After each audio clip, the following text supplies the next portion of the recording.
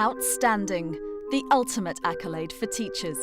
We challenge primary teacher Salma Ali to go from good to outstanding.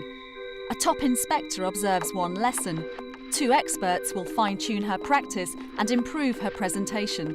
Salma then has 3 weeks to put all the advice into action before the inspector comes back for the final verdict. It's been really interesting for the children as well. They've noticed quite a big difference actually.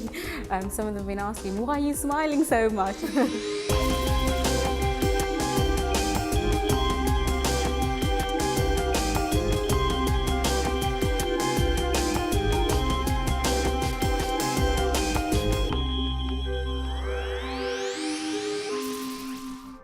If we look at this checklist of your body language and your voice and just see where you put yourself on the scale. So 0 is not very good and 5, let's say, is up to outstanding. With eye contact, I'd put it on 3.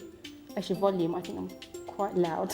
Pausing, I think I tend to talk a lot and I don't slow down enough, so maybe pausing isn't a very good one for me. And that's one of the things I want to work with you on. Something about your speed, and also something about the way you maybe keep repeating things. Who knows what respond means? Who knows what respond means? What I thought I'd like to do is just give you an example of what that's like. I'm going to just ask you to catch this ball. Catch it, catch it, catch it, catch it, catch it, catch it. Okay. Okay, what's that feel like? Very fast pace, I couldn't keep up. You couldn't keep up, no. Okay. So now I'm going to say, Selma, catch it. Selma, catch it. Catch it, catch it. That was much better. I caught them all. Yeah. So you're not overwhelmed there? No. So what I'd like to encourage you to do is to be able to give the instructions once and see who responds. Okay. If not everybody's responded, give it again. And then if still not everybody's responded, is there some other way you can word what it is you're asking them? Because maybe they haven't totally understood. Right, class 11, can you show me the instructions you have written for Bob? Can you show me the instructions you have written for Bob? Can you pick up your pieces of paper so I can see the instructions you have written for Bob? Lovely. Good girl. Yes, I am looking for you to say, to understand what does respond mean. Peter? You have this wonderful rapport and communication with the children, but you don't smile very often. Oh no, it's definitely a surprise. So I'm going to ask you to imagine that I'm going to give you a wonderful gift. Okay. But the first time I give it you, I think I want you to be a little bit suspicious when you receive it. So let me give you the gift. Take it suspiciously and just have a little look if you can. While you're looking at the gift, imagine looking in the mirror and just looking at what that looks like. Okay? And this time I want you to be absolutely deliriously, excitedly happy. Salma, I have a gift for you. Okay, now be deliriously happy. Yay! See that? Yeah. Okay, so now imagine you've got the class, Yeah. they're in front of you there. Yeah. And one of the things that I noticed that you say, which is lovely, when you're getting them all to be quiet, you say, well done freezing. And I want you to think about doing 2 things. One is to say it with a smile. Okay. And also, is there some gesture that we can bring in with it? I don't know, what do you think? Something like Yeah, that's a good one actually. a good one? Because that's yours now. Yeah. Now, I want you to do that, and I want you to remember that fantastically wonderful, brilliant present you got. Okay, yeah. Because they're giving you the gift of doing what you asked them to do. That's actually a really nice way to think of it. Yeah? They're giving you that gift. So smile right from the minute those hands come up. Okay, let's try that again. 5, 4, 3, 2, 1, and freeze. Well done for doing that immediately. Great. With her final observation just weeks away, Salma's back to the classroom to put all the advice into action and raise her game. Good morning, everybody.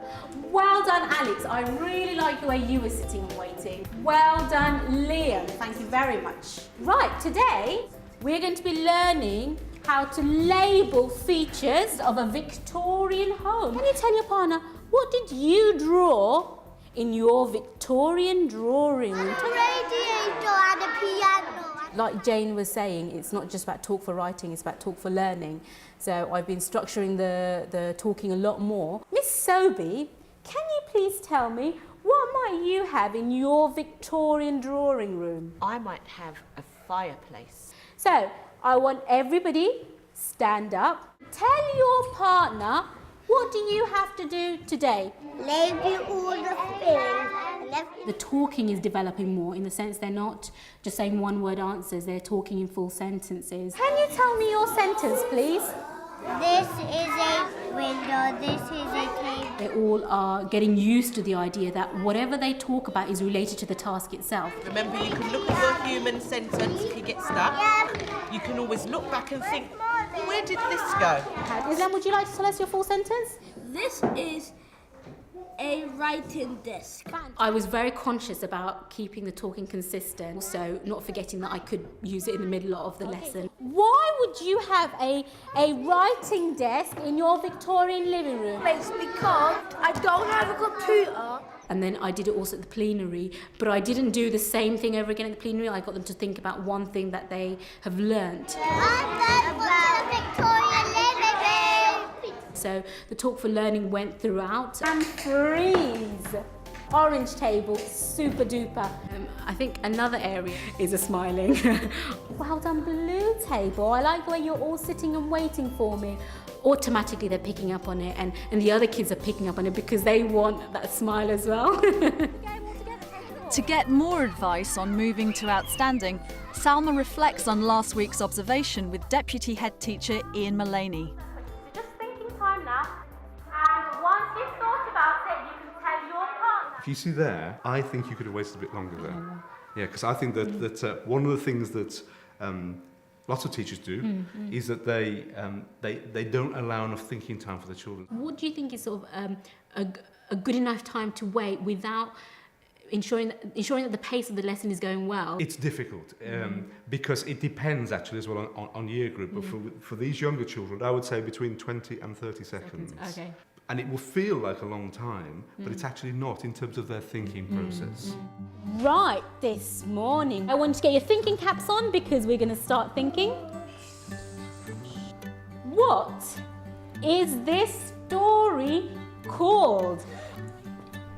Aliyah, tell me, what is it called?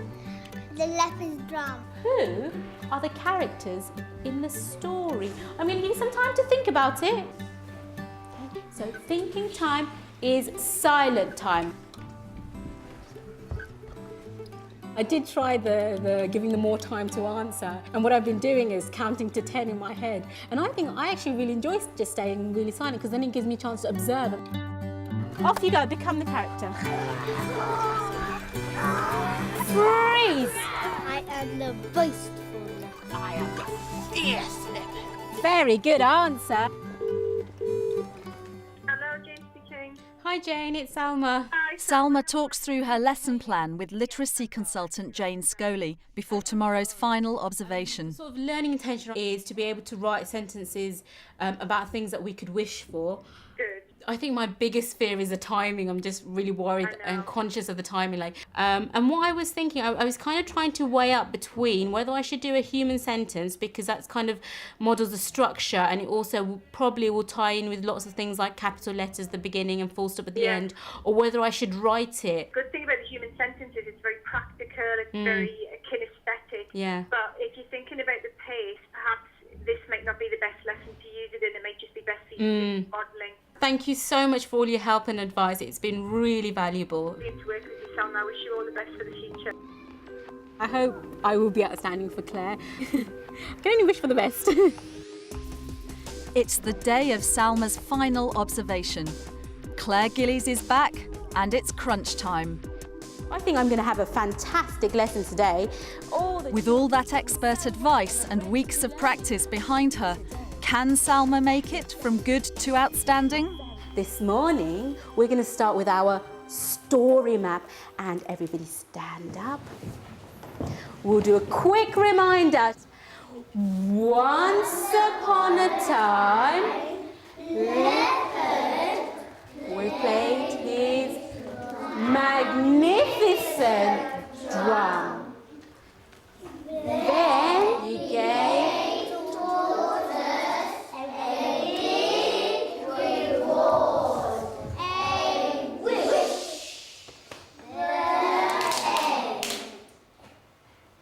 Today, we are learning to write sentences about things we could wish for. If you had a wish, what would you wish for? So we're going to have some thinking time now. Thinking time starts now.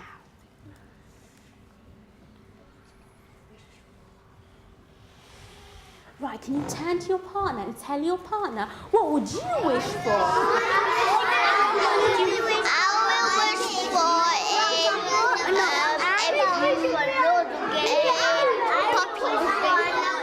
I heard a really good one from Alexandra. He wished for something interesting. I wish I had a pair of wings, a lion body, to fly and eat meat all the time. So, what will I start with? What will I start with when I'm doing my writing? Is that here? I. And remembering what I'm looking for, what sort of I would it be? Capital. Good boy. I. And then the next word is I would. Who remembers how we spell the word would? Oh, you little darling. Good boy. I learned how to spell wood with the words that Miss said, oh, you little darling. Right. Everybody stand up. Tell your partner what you need to do when you get to your table. I have to do capital letters. I will stop.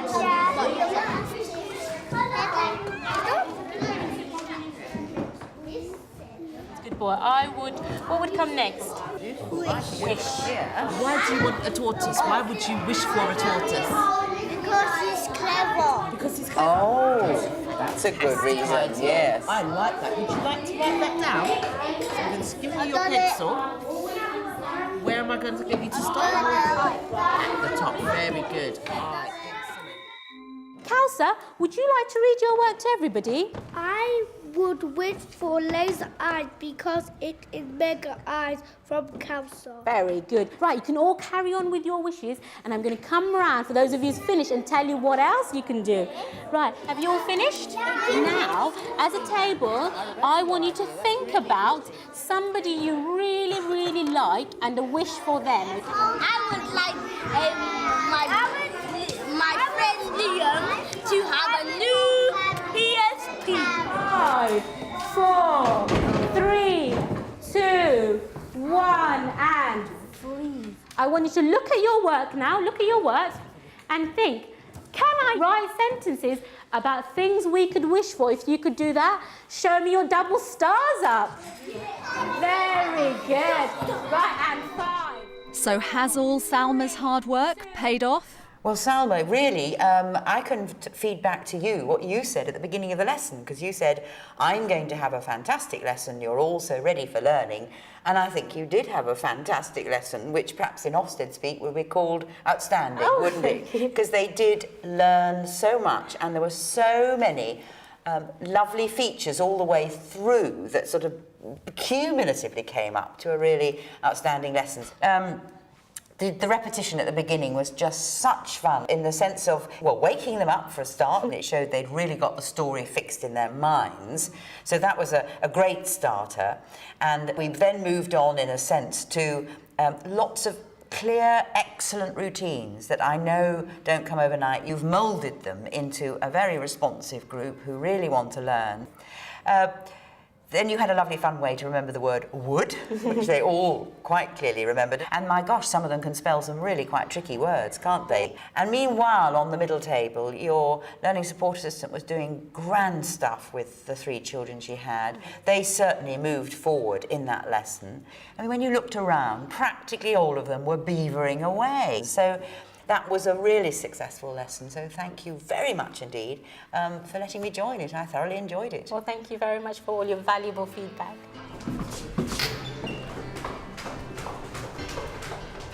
Guess what? I got feeling ecstatic. I suppose because I was really hopeful for it, and then I wasn't sure if I was going to get it. I wasn't sure what way it was going to go. And even the lesson, I thought, although there were some very good elements, I thought maybe I might not have got the outstanding. I don't know. I was just really unsure. So when she said I got outstanding, it was quite a nice surprise.